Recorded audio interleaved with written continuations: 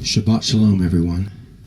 Last year we did a two-part series on the lost calendar, and today we are going to continue that series that was left off from a year ago.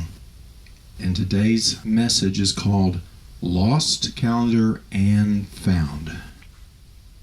A very quick review. Yah told us that the calendar would be lost. The prophecy in Daniel 7 said, "And he, the lawless one, shall speak great words against the Most High, shall wear out the saints of the Most High, and to think to change times and laws." And to change times would be to change the calendar. And Jubilees is a second witness of this. It says, "They will forget all of my law and my commandments and my judgments, and will go astray as to the new months and the Sabbaths and the festivals, the feast, the Jubilees and ordinances. But if they do neglect and do not observe them according to his commandment, then they will disturb all their seasons, and the years will be dislodged, and they will neglect everything, all the ordinances. And the children of Israel will forget, they will forget, and will not find the path of the years. They will forget the new months and seasons and Sabbaths, and they will go wrong as to all the order of the years." The calendar will be lost. That was prophesied, and it has happened. And how would the calendar be lost? Many ways, but one specifically was mentioned in Jubilee 6. "For I know and I declare it unto you, and it is not of my own devising. On the heavenly tablets the division of days is ordained." The calendar is written on the heavenly tablets, lest the people forget the feast of the covenant and walk according to the feast of the Gentiles, after their error and after their ignorance. So the people of Israel are forgetting the feast of Leviticus 23, Passover, unleavened bread, the Feast of Weeks, and the fall feast, and they will follow the feast of the Gentiles after their error and after their ignorance. And the feasts of the Gentiles are all around us in Western society. You don't have to look very far to find them. "For there will be those who will assuredly make observations of the moon." And this is how it tells us specifically how many will lose the calendar. One thing we know is that the calendars of today that we're living in modern society, what's called the Gregorian calendar, is wrong. It's not of him. But the prophecy he said on how people will go astray from his calendar is that there will be those who will assuredly make observations of the moon, how it disturbs the seasons and comes in from year to year 10 days too soon. "For this reason the years will come upon them when they disturb the order of the years and make an abominable day the day of testimony, and an unclean day a feast day." An unclean day a feast day. "And they will confound all the days, the set apart with the unclean, and the unclean with the set apart, for they will go wrong as to the months and Sabbaths and feast and the Jubilees." The culprit is the moon in Jubilee 6 as the reason why people will go astray. Now, this message today is not going to talk about how we were led astray or the reasons why we know we were led astray by the moon. That is still in Search of the Lost Calendar Part 1. But this is a summary showing us that many will seek the moon for their calendar and they will be led astray. We seek the truth. And we see that we've inherited lies. And our Savior pointed at the scribes and the Pharisees, and he said, "Woe unto you, scribes, hypocrites! For you shut up the kingdom of heaven against men. You don't go in yourselves, neither do you let others to go in either."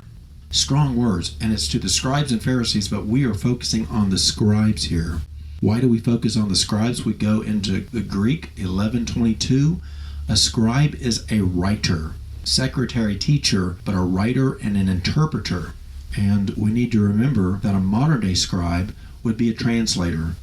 And a translator is what the job is of somebody who writes a different version of the scriptures, that translates it from Hebrew to Greek and then Greek to English, and a new version and a different version. These are all scribes. And our Savior pointed at them specifically and said, "Woe unto you, scribes, you shut up the kingdom of heaven." And we know that the scriptures have been changed in different places. So the scribes were using poison ink, and they were under the influence of the one that deceives the whole world, that old serpent called Hasatan. And again, we seek the truth. "O Yahweh, my strength and my fortress and my refuge in the day of affliction," and hello, day of affliction. The Gentiles will come to you from the ends of the earth and shall say, and are saying right now, surely our fathers have inherited lies and vanity and things wherein there is no profit. Jeremiah 16:19. We have inherited lies. They're all around us, and we still seek the truth, His truth. Teach me your way, O Yahweh. I will walk in your truth. Unite my heart to reverence your name. Psalm 86. The calendar has never changed from the day of creation. Observe everything that takes place in the heaven, how they do not change their orbits, and the luminaries which are in the heaven, how they all rise and set in order, each in its season, its appointed times, and transgress not against their appointed order. And who appointed their order? Yah did. And a reminder that the feasts are celebrated in heaven. They're celebrated in the throne room with the multitude of angels all around rejoicing on these feast days. Jubilee 6. Yah gave Noah and his sons a sign that there should not be again a flood on the earth. He set his rainbow in the cloud for a sign of the eternal covenant.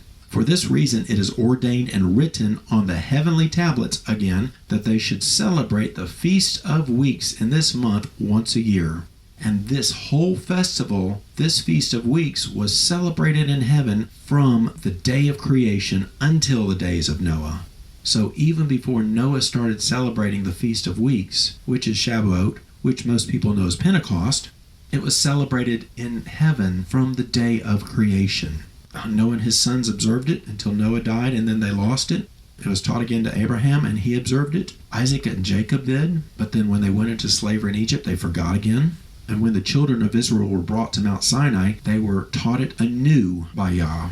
And they began to observe all the feasts again in the desert underneath Mount Sinai. But then, again, the children of Israel forgot once they were scattered.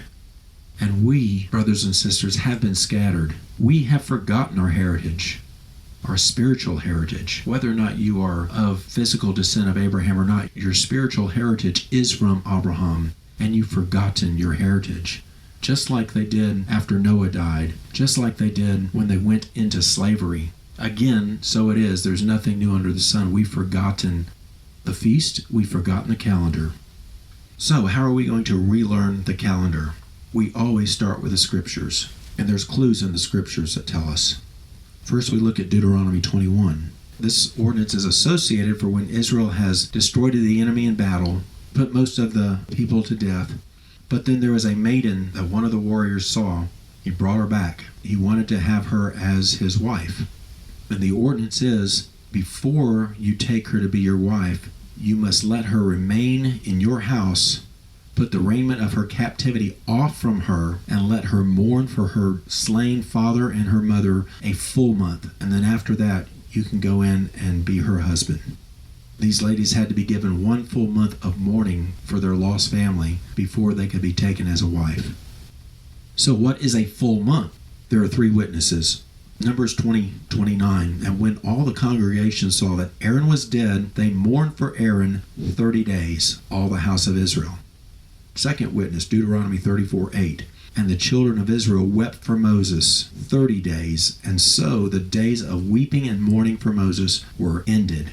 Third witness, when Jacob passed, Genesis 49, he yielded up the spirit, was gathered unto his people. Joseph commanded the physicians to embalm his father, and 40 days were fulfilled for Jacob, for so are fulfilled the days of those which are embalmed in Egypt.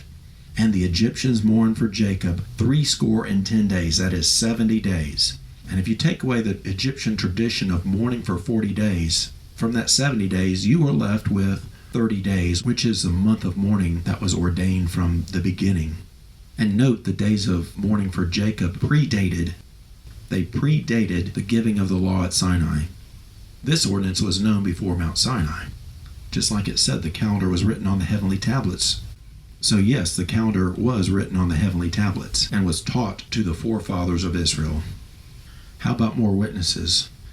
We go to Genesis 7 and 8, to the flood. In the 2nd month, in the 17th day of the month, were all the fountains of the great deep broken up, and the windows of heaven were opened, the start of the flood.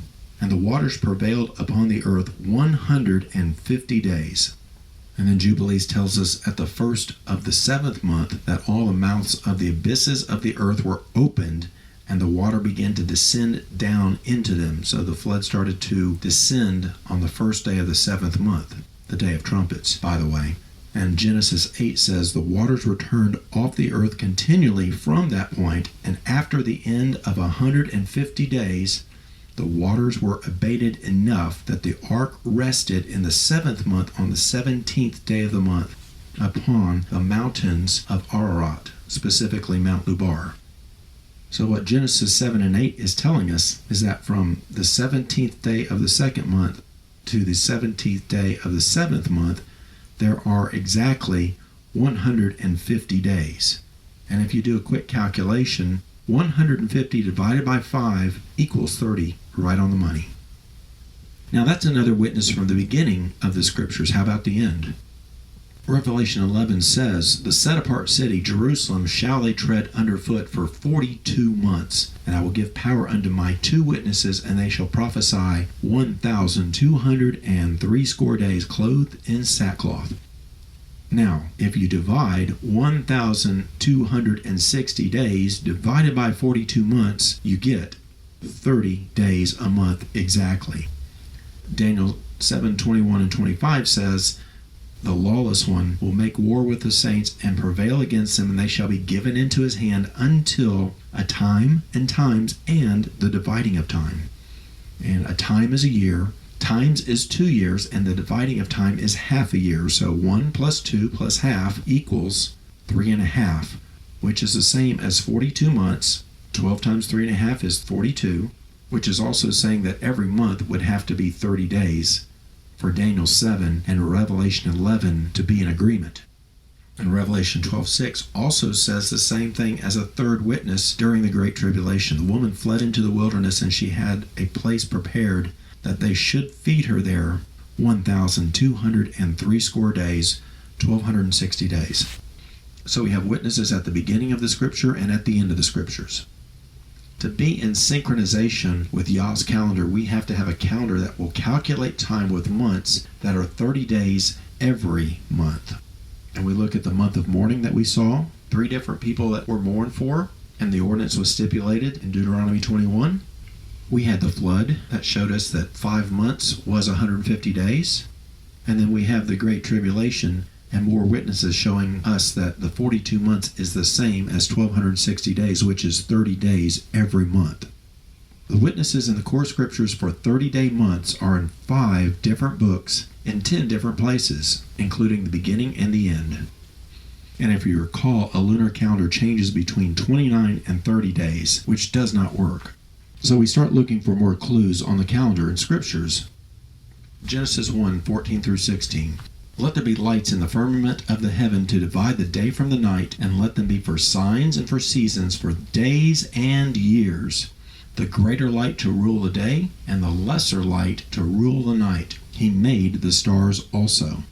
And the first thing we look at is the word seasons, because many will automatically correlate those to the 4 seasons of the year, spring, summer, fall, winter. But in Hebrew, it's H4150 muadim, which is properly an appointment. An appointed time. So it can mean one of many, many things. So for even more, we look at Jubilees 2, 8, and 9. And Yah appointed the sun to be a great sign on the earth for days, for Sabbaths, for months, for feasts, for years, for Sabbath of years, for Jubilees, and for all seasons of the years. So the sun is basically appointed to be the timekeeper. The sun is for days, the sun is for months. The sun is for the feasts, the sun is for years, the sun is for Sabbaths of years, for the Jubilees, and then all seasons of the years. That's pretty much everything. And if some are thinking, well, what about the sunset starts today? Well, then there's a message called When Does a Sabbath Begin? That goes into that in detail, showing that that is not scriptural. Each day starts at sunrise. And so the courses of the luminaries of the heaven, their dominion and their seasons, and according to their months, how it is with regard to all the years of the world and unto eternity, until the new creation is accomplished, which endures till eternity. That's a pretty big statement right there. That is saying that the ordinances of the luminaries will regulate all of the years of the world unto eternity until the new heavens and the new earth is accomplished. And of course, that's Enoch talking about the new heavens and the new earth coming. And this is the first law of the luminaries, the luminary, the sun. And so the rest of Enoch 72 describes the ordinances of the sun, how it regulates the days and the Sabbaths, and the months and the feasts, and the years, and the Sabbaths of years and the Jubilees. And the length of the day and the night, and the shortness of the day and the night, they are different because of the journey of the sun. So the moon has no part in that. And we've said here now that the moon does not regulate the days or the months or the years. What is the purpose of the moon then? Well, Genesis 1:14 said that the lights in the firmament of the heaven is to divide between day and night, and to be for signs and appointments, and for days and for years. Well, the great light, the sun, the greater light, is for regulating the day, and the lesser light, the moon, is for regulating the night. And some will say, what about Psalm 104? He appointed the moon for seasons. The sun knows is going down. Well, then we don't stop reading in Psalms, and the next verse says, you did make darkness, and it was night. So he appointed the moon for its appointment for darkness so it could regulate the night. Again, seasons, Muadim, is an appointment, a set time. It can be a feast, but it's any appointment that our Creator has set up for the lights in the sky to accomplish. One big sign is in Revelation 12. And there appeared a great wonder in heaven, a woman clothed with the sun and the moon under her feet, and upon her head a crown of 12 stars. This is a sign in the sky. It is also a type of appointment. More on the purpose of the moon. The moon is the lesser light, and the moon is the regulator of the night, but does not play a part in the length of that day or that night. Because it says the length of the day and the night and the shortness thereof, they are different because the journey of the sun. And we go further in Enoch 78, it says that the moon has 3 months of 30 days and 3 months of 29 days each, in which the moon accomplishes the waning, and that total is 177 days. And then at the time of the moon's going out, the moon appears for 3 months of 30 days each and 3 months for 29 each, just like the period of waning. So the total amount of days for the moon during the year is only 354 days, which is 10 days less than the calendar of the sun, which is exactly what Jubilee 6 warns us against. Don't follow the moon because it's 10 days off, and Enoch 78 specifies the same thing. Command the children of Israel that they observe the years according to this reckoning, this calculation. 364 days will constitute a complete year, and do not disturb its time from its days or from its feasts. If you keep a calendar of 364 days, everything will fall out in them according to their testimony, and they will not leave out any day or disturb any feast. We will be in synchronization with the calendar kept in heaven. And the warning, for this reason I command and testify to you, that tell the children of Israel, your children will disturb them, so that they will not make the year 364 days only, and for this reason they will go wrong. So if the calendar we are on is not 364 days, we will fall out of synchronization with the calendar that Yah is keeping in heaven. And that can be a lunar calendar, because that's only 354 days. It could be a 360-day calendar. And what about the 365-day calendar that we're on right now with a leap year? Hang on to that thought, because we're going to get to that here in a few minutes.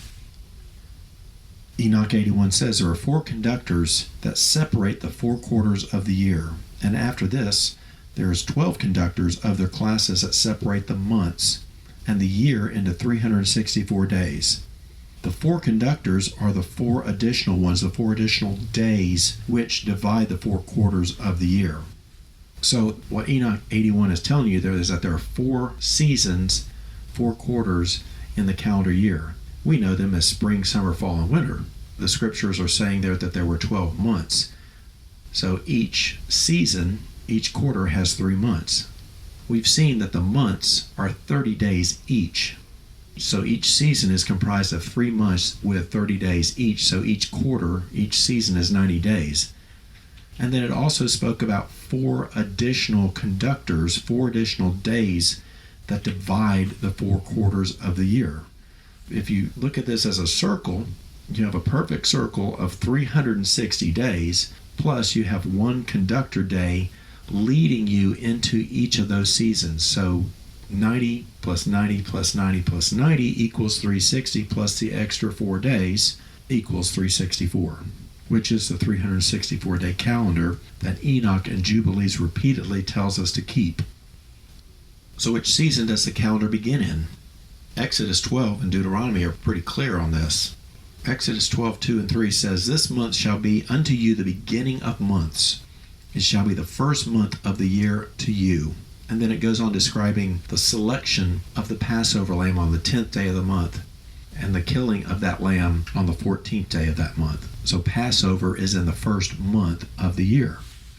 Deuteronomy 16:1, "Observe the month of Abib, and keep the Passover unto Yahweh your Elohim. For in the month of Abib, Yah brought you out of Egypt at night." 2 witnesses that speak of the year beginning in the spring, in the month of the Passover. Enoch 81 also witnesses to this. The first part of the year rises, and there are 91 days in this season, as we've seen. "And these are the signs of the days which are seen upon the earth.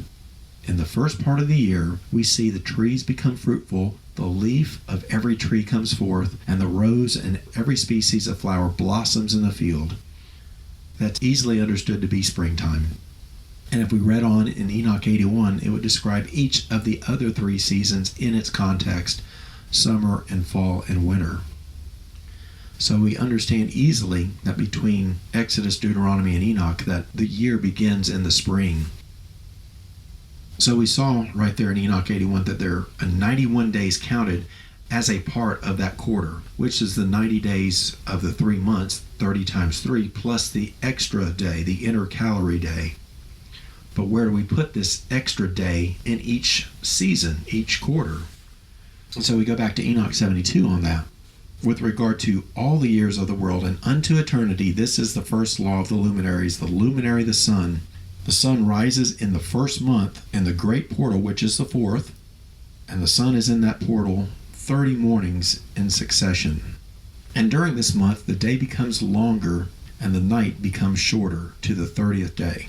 So the first month is described as 30 days. So we look at Enoch 72 verses 10 and 11 for the second month. And it says, "When it moves to the next portal for the second month, the 5th portal of the east for 30 mornings, and rises from it and sets again in that 5th portal." So the 5th portal is associated with the second month. And we'll look at portals and these gates here in a couple of slides, so don't get wrapped up in that yet. Because right now we're focusing on the number of days in each month to set up the structure of our calendar.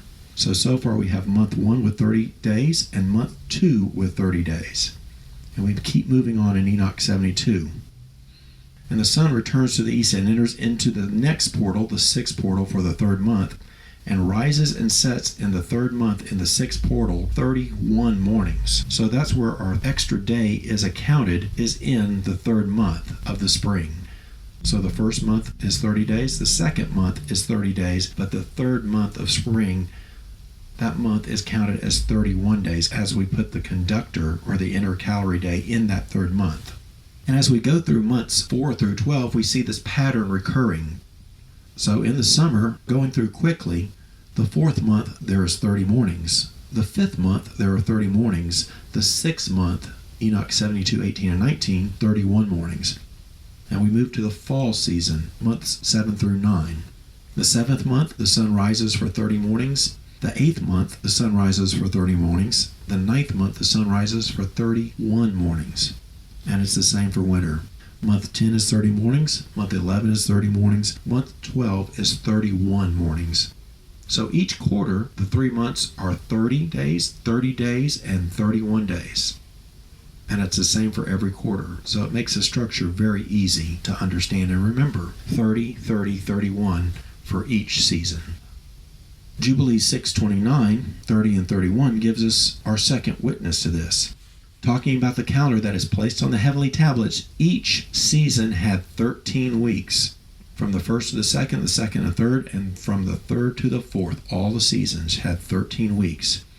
So what does that tell us? If there are 13 weeks times 7 days a week, we get 91 days. So there's 91 days in a season per Jubilees, which is exactly what we just saw in Enoch.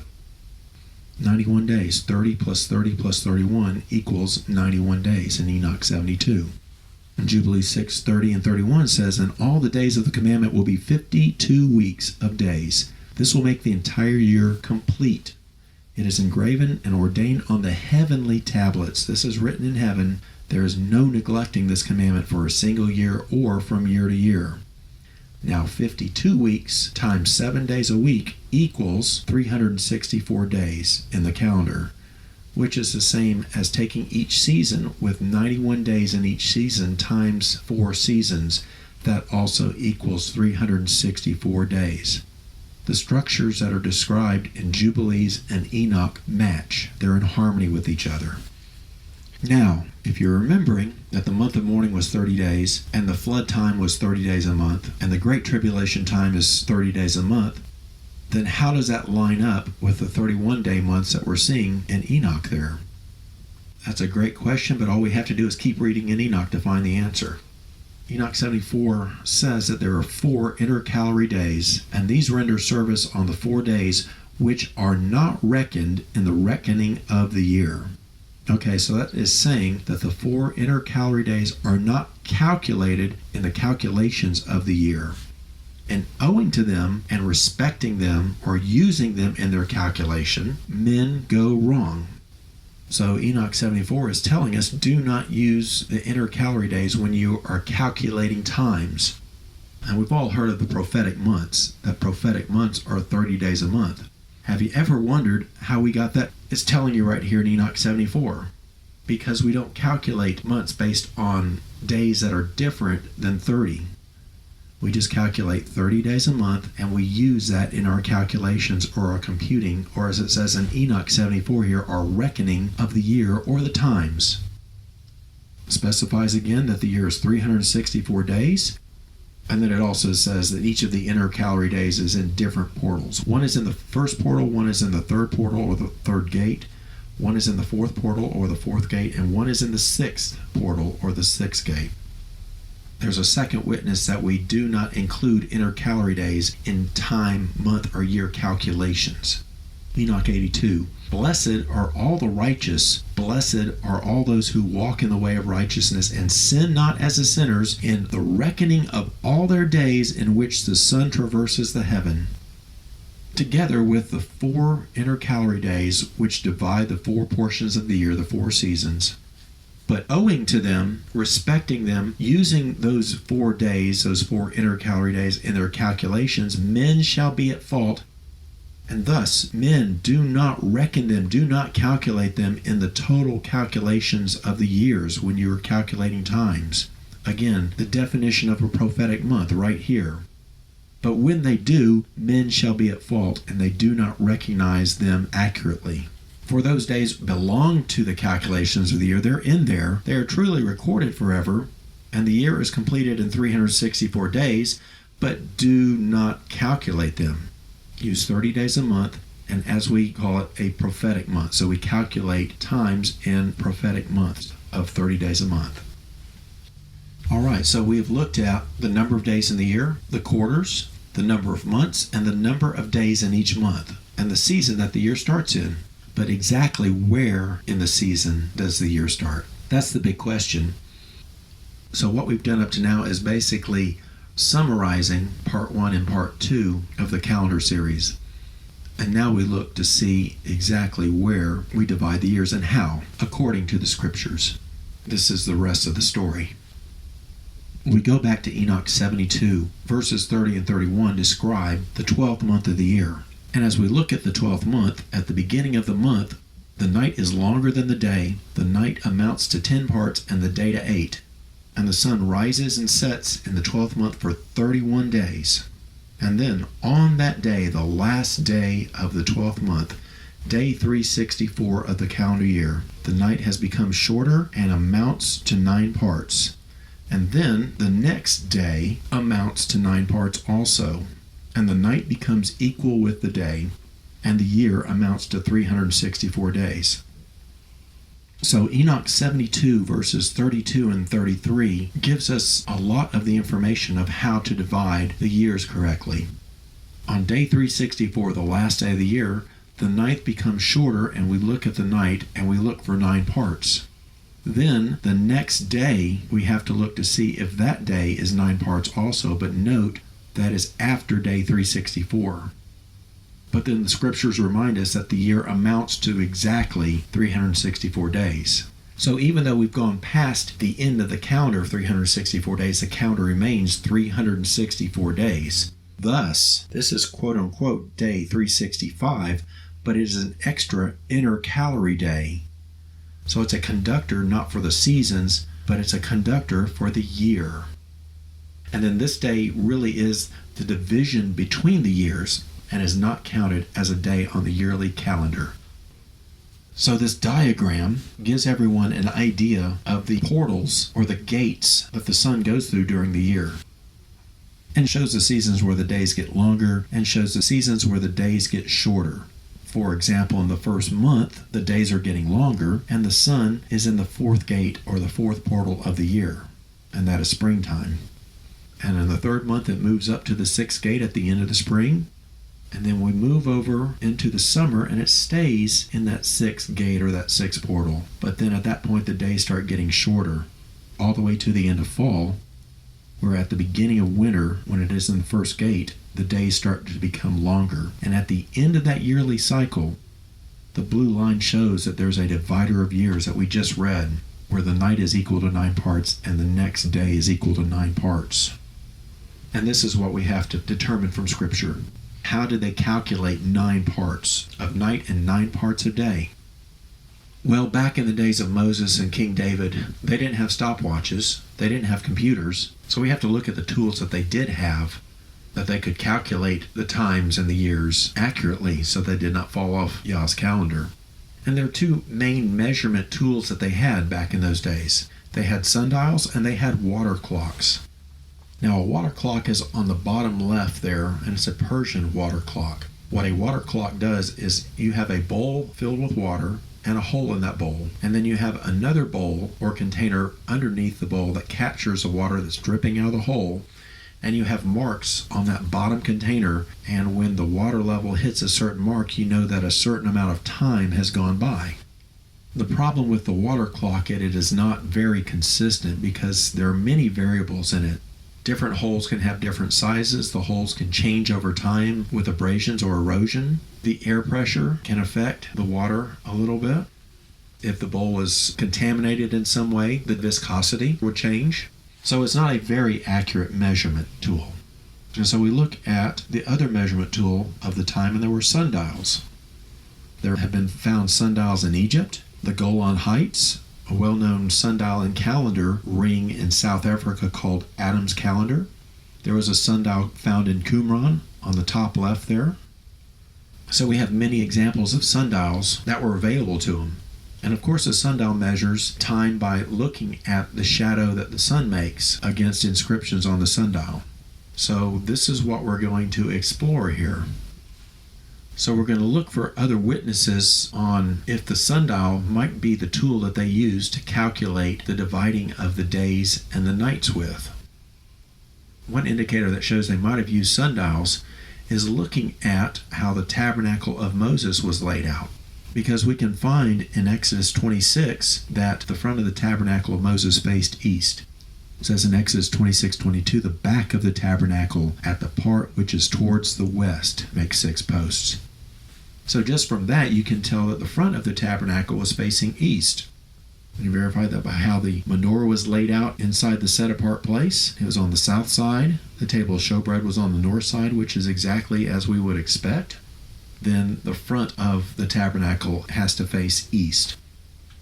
Second witness in Exodus 37, it talks about the size of the tabernacle, the amount of the curtains, the number of sockets or pillars that held up the curtains around the tabernacle. And when you pull the numbers out of Exodus 37, it says that north and south, the long ways of the tabernacle was 100 cubits each.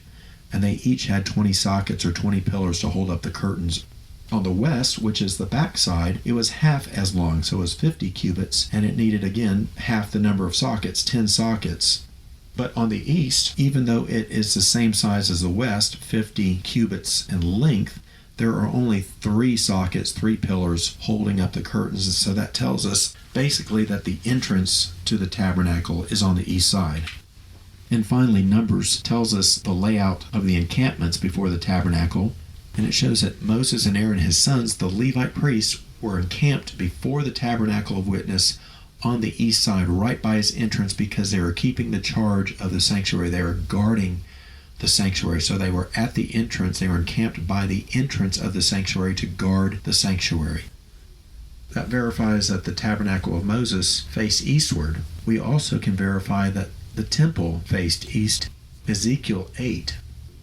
Ezekiel was brought into the inner court of the house of Yahweh, and at the entrance of the temple of Yah, between the porch and the altar, were about 20 men with their back parts towards the temple of Yah, and their faces turned the opposite way, and these men were worshiping the sun. The Spirit took Ezekiel up and brought him to the front gate of the house of Yahweh that looks eastward. So that tells us plainly that not only the tabernacle of Moses faced eastward, but also the temple faced east as well. 2 very strong witnesses that lead credence to the use of the sundial in determining that calculation to help us figure out the division of the years. And buried in the depths of the archive of the internet is an article from the New York Times in 1972, September 2nd, 1972, from Reuters. Archaeologists in Jerusalem have found a 2,000-year-old pocket sundial made of stone, described by an expert as the equivalent of a pocket watch. This sundial was found around the southern and western walls of Old Jerusalem's Second Temple, which obviously got destroyed after Rome was done with it. And they pushed all the debris off the top of the Temple Mount, mainly to the southern area and then to the western area as well. The sundial was determined to be about the time of Herod, and it was equivalent of a pocket watch, and it was, quote-unquote, not much less accurate, the expert said. So not only do we have sundials found at Qumran in Egypt and in northern Israel, but we had a pocket sundial that was not destroyed by Rome, but swept off, that was on the Temple Mount at the time of the Second Temple, and an accurate timekeeping piece. So we focus on the sundial now to help us determine how to calculate the divider of the years, where the night is 9 parts and the day is 9 parts. And to set up a sundial, it's pretty easy. You need an accurate sundial, and then it needs to be permanently affixed on a plinth, which is basically just a slab of concrete or stone that is horizontal in an area that sees the sun and is oriented towards true north. Once you do those things, you have an accurate sundial that can be used to measure days and months and seasons and years. So we're using the sundial, and we go back to Scripture now to help us gain more information on how to use a sundial in the dividing of the years. And Elohim said, "Let there be lights in the firmament of the heaven. Let them be for signs and for seasons and for days and for years." We read this before about the sun regulating the day, the moon regulating the night, and then the stars also. So Yah is basically saying, don't forget the stars here, and let them be for signs and for seasons. Remember, appointments, appointed times, and for days and for years. And then we go to Enoch 74, and it tells us explicitly, Enoch 74:12, "And the sun and the stars bring in all the years exactly, so they do not advance or delay their position by a single day unto eternity, but complete the years with perfect justice in 364 days. So that correlates right there with Enoch 72 on the divider of years, where the night is equal to 9 parts and the next day is equal to 9 parts. And how do we do it? The sun and the stars bring in the years exactly. So we have to use the sun and the stars to divide the years correctly. And again, note, there is no mention of the moon in that division of the years right there. And a reminder that the calendar does not change. It has not changed. Observe everything that takes place in the heaven, how they do not change their orbits, and the luminaries which are in heaven, how they all rise and set in order, each in its season, each in its appointed time, and transgress not against their appointed order. Also behold the earth, and give heed to the things which take place upon it from first to last, how steadfast they are, the seasons of the years, how none of the things upon earth change, but all the works of Elohim appear to you. So we're to take note of the spring and the summer and the fall and the winter, and note that they don't change either. And those are clues to us. Those are signs of his calendar also. And all his works go on thus from year to year forever. And all the tasks which they accomplish for him, and their task change not, but according as Yah has ordained, so it is done. The calendar has never changed. All right, so we saw that we have to use the stars with the sun to determine the division of the years. Now we just read where all his works go on forever. Their tasks change not. He's ordained it. It is so. They do not transgress against their appointed order. Nothing changes. So how do we look at the stars? Well, most would say that we find the vernal equinox, the spring equinox, and that's our division of the year, because common knowledge states that the amount of day is about equal to the amount of night at the spring equinox. But if you look at the spring equinox in detail, you understand that the point of the spring equinox changes from year to year. That is not common knowledge. There was a Greek astronomer in the 2nd century BC that recognized that the vernal equinox slowly shifts its position on the celestial sphere, if you will, towards the west by examining the Chaldean sky charts from the Persian Empire. The shift was called then as the precession of the equinox. The original name of the spring equinox, the vernal equinox, was the first point of Aries. But now, currently, over 2,000 years later, the vernal equinox has moved over to the next constellation and is now in Pisces. And the precession of the equinox is pretty interesting because it can be looked at over a period of 6 millennia. But we won't get into that today.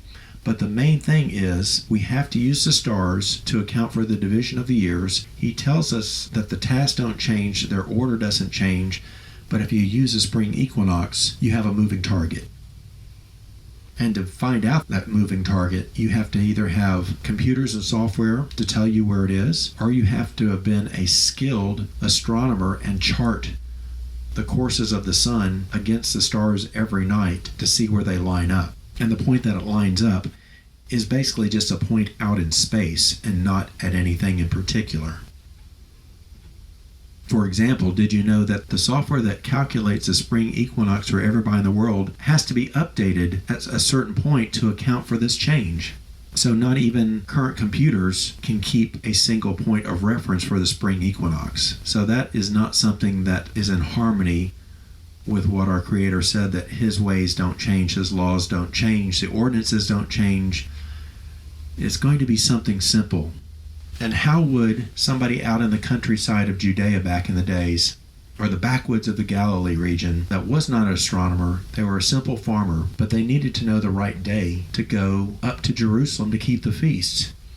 They're not going to look at a spring equinox that they have to calculate or rely on an educated astronomer. So how do you use the stars and a sundial then?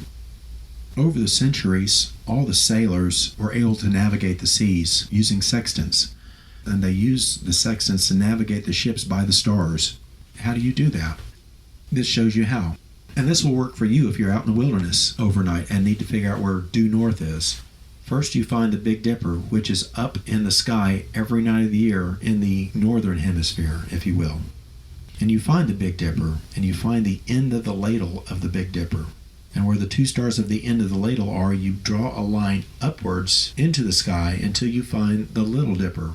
And that line will take you straight to the last star in the handle of the Little Dipper. And the last star of the handle of the Little Dipper is a star named Polaris. When you find that star, draw a line from Polaris straight down to the ground. And when that line from Polaris straight down touches the horizon, that point is due north. So anybody looking up at the stars at night can determine where due north is every single night. What did we see about a sundial that we needed to lay out a sundial correctly? We needed to lay that sundial out due north. And this is a picture of a star trail. It's a long exposure photograph that captures the stars' movements across the nighttime sky. This is every night. This is a long-term exposure over one night. It's a pretty amazing picture because it makes all of the stars look like a pinwheel, circling around from the beginning of the night to the end. But there's one star in that entire sky that doesn't circle like a pinwheel. It stays in one spot all night long. And that star is, again, Polaris, the end of the Little Dipper that you use to determine where true north is. And as his word says, observe everything that takes place in the heaven, how they do not change their orbits. All his works go on thus from year to year forever, and their tasks change not. But according as Elohim hath ordained, so it is done. Polaris doesn't change. Its task doesn't change. Its task is to be the North Star for all the people of all generations of the world, to give them the direction north. Isn't our Creator amazing? Look at that picture. Find that star and you're never lost. Just like when you find the morning star, our Savior, you are never lost. Do you need more directional help? He gives that to you also. You can find true east and true west every night by the stars. First, you find the constellation Orion and its 3 stars in its belt. And during the first 3 hours of the night, during the time that Orion rises, all you have to do is trace a line right through the belt, straight down, and where that line hits the horizon of the earth, that's due east.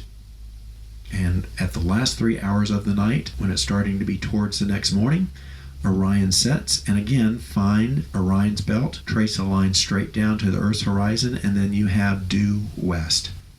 So not only can you find true north, but you can also find true east and true west. So you now have 3 separate points that would help you lay out an extremely accurate sundial. So the last question is, where do we set the sundial up? Because you may know that different latitudes of the earth have different times of days and nights. For example, if you set up a sundial in Cairo, Egypt, when the sun is due west and due east, that day would be the 17th day of the 3rd month. But if you move the sundial up to Rome in Italy, it would be the next day, the 18th.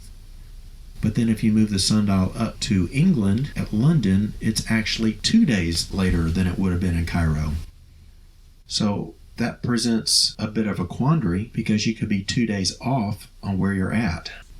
And we could be days off on changing over from year to year based on where we put the sundial. So we look for some more clues.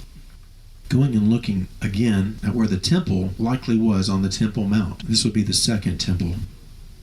If you draw a line from where the temple probably was built on the Temple Mount, and you look due east from that point, you go right through the eastern gate, and then that line keeps going to the top of the Mount of Olives.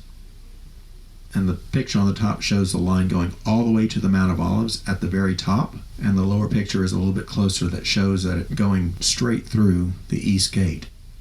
And you might be wondering why the line doesn't start from the Dome of the Rock, because that's the common knowledge where the 2nd temple was built and the Dome of the Rock was built over where the temple was standing. Well, remember, most everything that we've learned are lies, and that's going to be one of those other lies.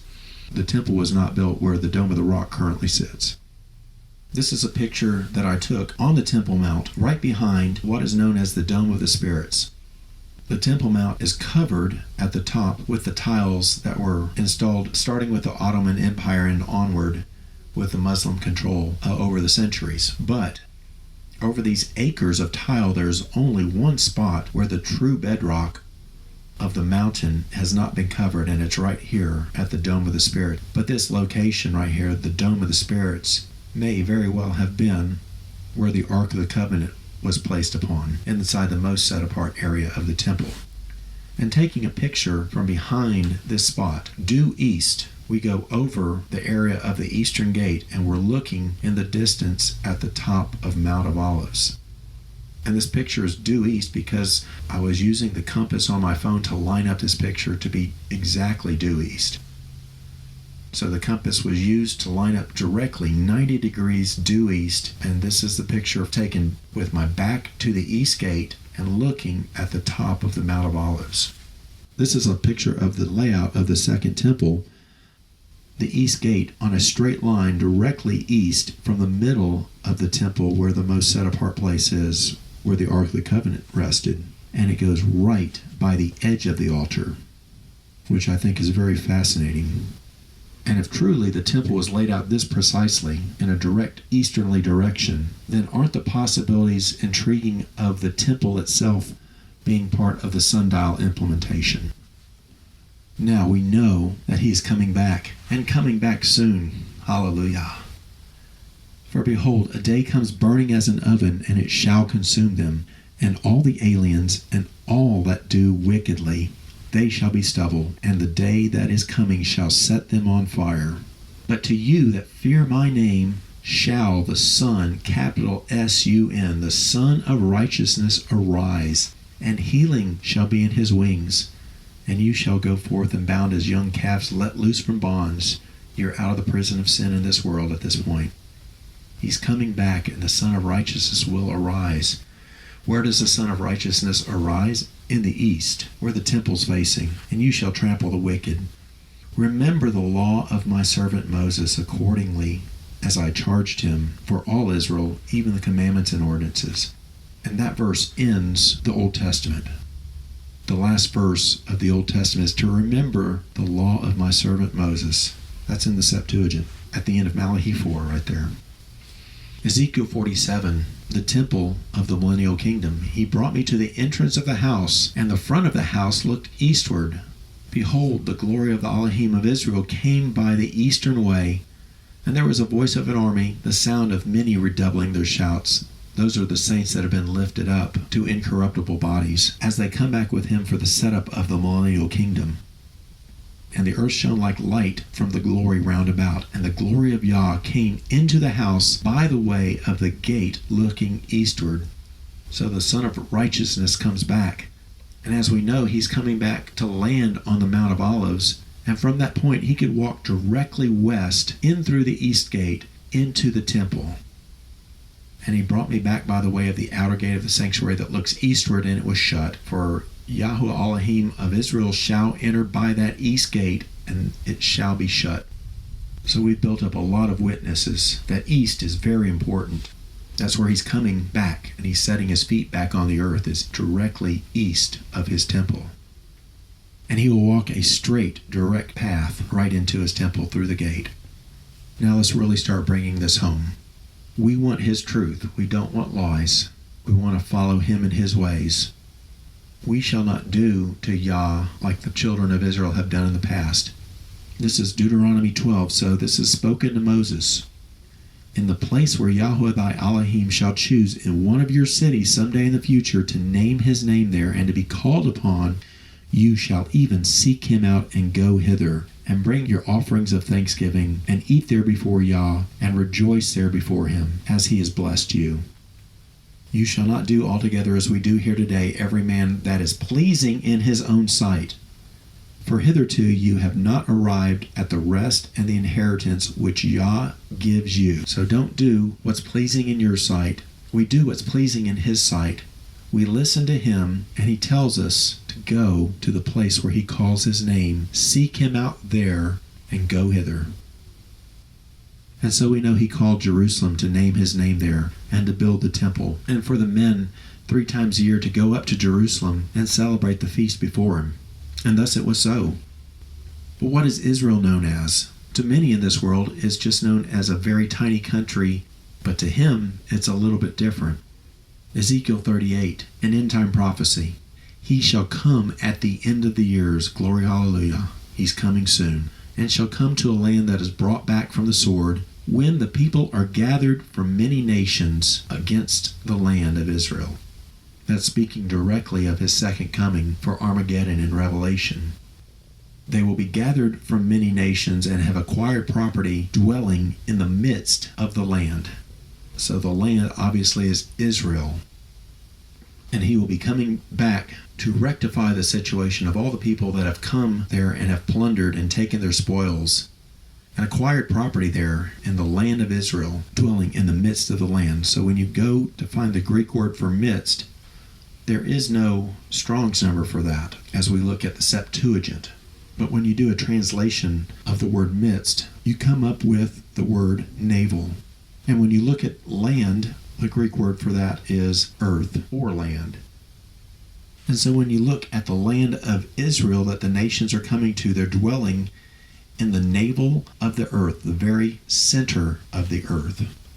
So thus, Yah is calling the land of Israel the center of the earth, the navel of the earth. More so than just Israel, we look at Jubilees 8, and there came forth on the writing of Shem's lot the middle of the earth, which he should take as an inheritance for himself and for his sons for the generations of eternity. And Noah rejoiced in this portion that came forth for Shem, and he remembered all that he had spoken with his mouth in prophecy, for he had said, Noah had said, Blessed be Yahweh Elohim of Shem, and may Yah dwell in the dwelling of Shem. And he knew that the Garden of Eden is the most set apart, and the dwelling of Yahweh and Mount Sinai, the center of the desert, and Mount Zion, the center of the navel of the earth. These three were created as set apart places facing each other. Jubilees 8, 18 and 19. So not only is Israel the navel or the center of the earth, but Mount Zion, or the Temple Mount as we know it today, is the center of the navel of the earth. So it's the center of Israel, which is the navel of the earth. So the exact center of the earth, according to the way Yah sees it, is the Temple Mount. Now this might throw some for a loop. If you look at any map or globe or whatever you're looking at, by your eyes and your reckoning, Israel is not the center of the world. But there's a verse that we need to recall. Proverbs 3, 5, and 6. Trust in Yahweh with all your heart, and lean not unto your own understanding. In all your ways acknowledge him, and he shall direct your paths. So it's above our pay grade to understand why the Temple Mount is the center of the earth, which is Israel. This is Yahweh's world, and we just live in it. And if he says that the center of the earth is the Temple Mount, and Israel is the navel of the earth, so let it be. And so where is the sundial supposed to be? When we listen to him, when we remove all the lies and the static of this world, and truly listen to his words, and his words alone, there is only one place where the sundial can be. It's where he is chosen, in the center of the world, in Jerusalem. And if you want to be exact on it, you put it on the Temple Mount, and you use the stars to lay it out. So how do we determine the divider of the years? Or we see in Enoch 72 where the night becomes shorter and amounts to 9 parts. Well, we're going to look at the sundial, and if we've laid it out precisely according to the stars, Polaris and Orion, so this chart is basically just looking at a sundial that's been laid out. You have 18 parts in the circumference of the sky. Then there's going to be a day of the year in the spring where the sun is moving north each night during sunset a little bit. And on the evening at sunset, when the sun has crossed that line looking directly due west, then looking at the rest of the sky and dividing it up into 9 parts to true due east, you now have 9 parts during the night.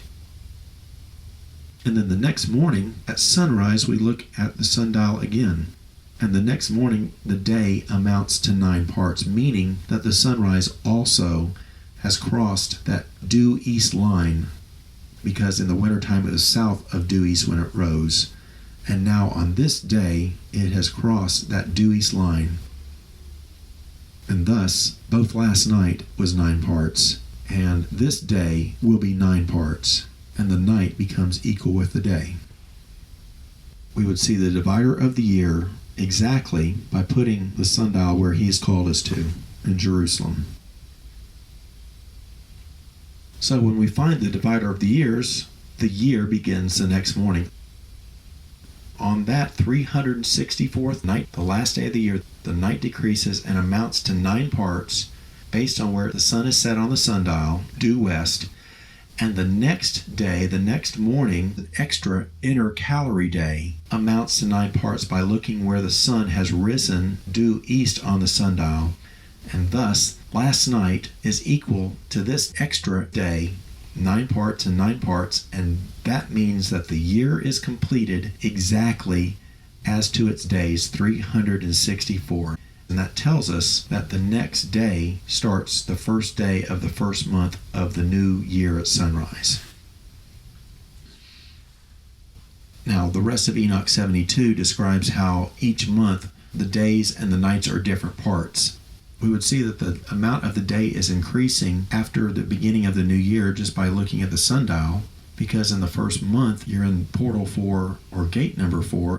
The sunrise is moving more towards the north every day. And just by the shadows that are cast on the sundial at both sunrise and sunset, you would add an additional part to your day and decrease the nighttime by a part. And the days become longer and the nights become shorter.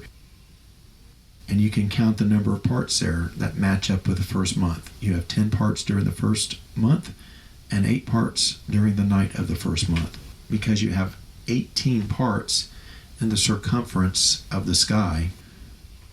Same thing for the second month. The days are getting longer. The sun is moving more towards the north. And at the end of the second month, you have 11 parts during the day and 7 parts during the night. Same thing for the third month. The days are still getting longer. You add a part during the day, you take away a part during the night based on where the shadows are on the sundial.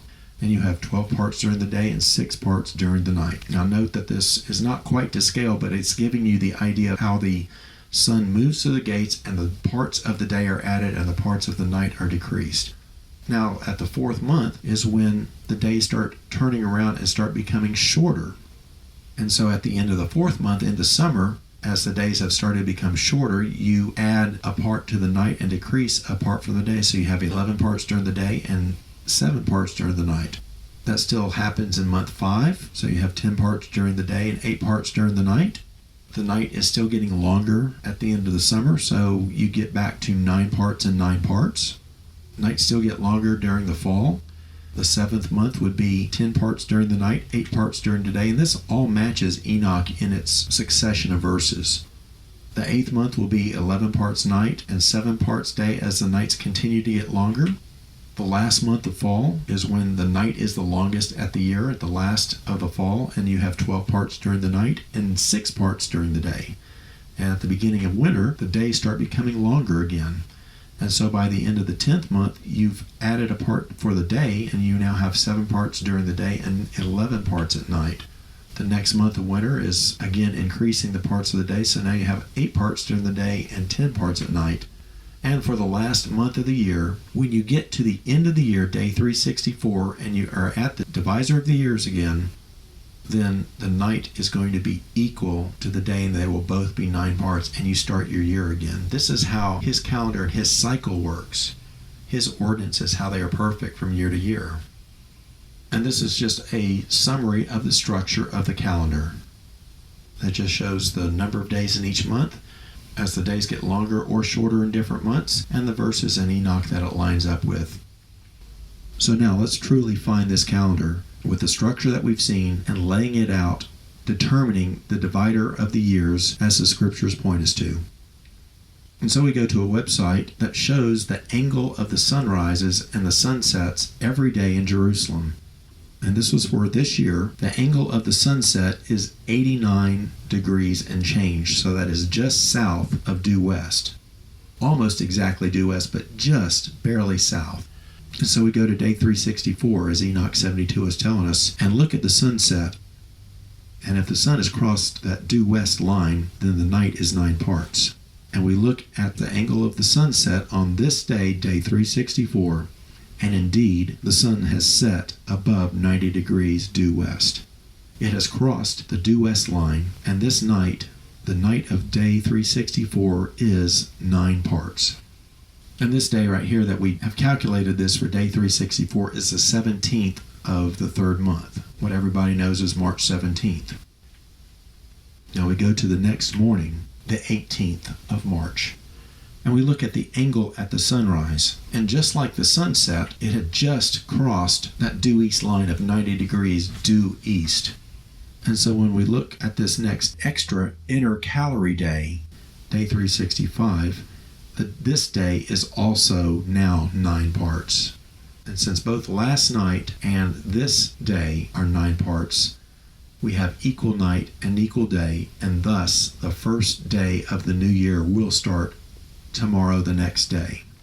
And as Scriptures tells repeatedly, this day that we're looking for the divisor of the years is not counted as part of the calendar, the 364 days, but is specifically the divider of the years, or the yearly intercalary day. And the sun and the stars were needed to determine the exact beginning of the year, just like it told us in Enoch. So we lay this information out on the calendar, with Gregorian dates also on this calendar. And as we were looking at that website, the 17th of March was the 364th day of his calendar, his kingdom calendar. And that sunset was 90 degrees due west, or at an absolute angle of 270 degrees. And the next morning, the 18th of March we were looking at, the sunrise was 90 degrees due east, meaning that we had found the divider of the years. And the next day, or the 19th of March, starts the first day of the first month of his calendar, the calendar he keeps in the kingdom of heaven. And we just start laying out the days of each month into this calendar from that point on. 30 days for the first month, 30 days for the second month, 31 days for the third, etc., through the seasons. And as we do that, we see something interesting. On the 14th day of the first month is the day of Passover at even. And when we lay this calendar out, for this year, Passover falls on April 1st. And the really interesting thing is, on most every year, 3 out of every 4 years, Passover lands on April 1st. And have you ever wondered what all the holidays and festive days of the world are really all about?